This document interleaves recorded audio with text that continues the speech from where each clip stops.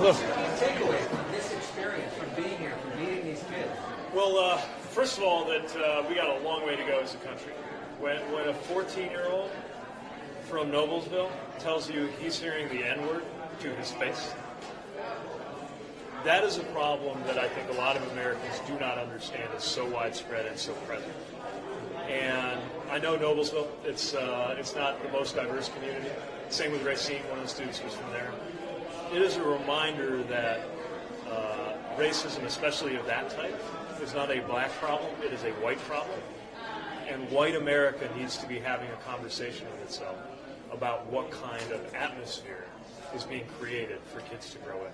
Now, having said that, and I'm still mad about having heard that,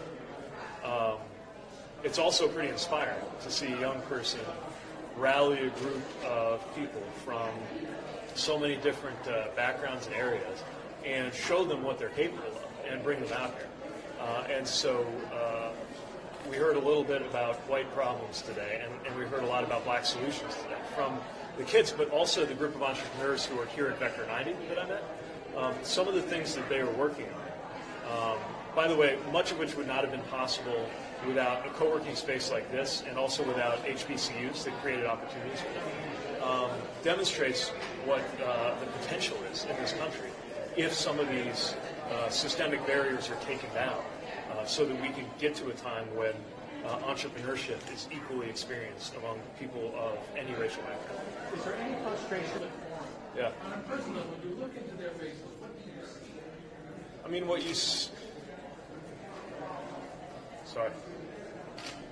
you see is really promising, really bright, really impressive kids who are being hurt for the stupidest reasons. And the idea that, of all the things that make high school hard to begin with, the idea that you have to put up with that kind of BS in 2019, I think is something that, again, not only people who are active on issues of racial justice need to think about, but frankly, a lot of white liberals who are maybe a little too comfortable about how far we've come as a country need to know that people are being called racial slurs to their faces in high schools in America in 2019. To be honest, I didn't know the kids were on the agenda today. It was kind of a happy accident. And again, I don't want to come off as just angry about this. I'm also really happy about what these kids are displaying. But how can you listen to that and not realize just how much trouble we're in? And obviously, we've got a president who's making it worse.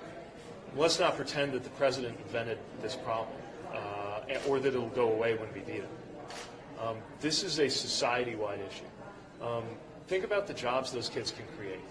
Think about the families they can raise. And think about how this entire country is better off when they don't have to be held back over absolute nonsense.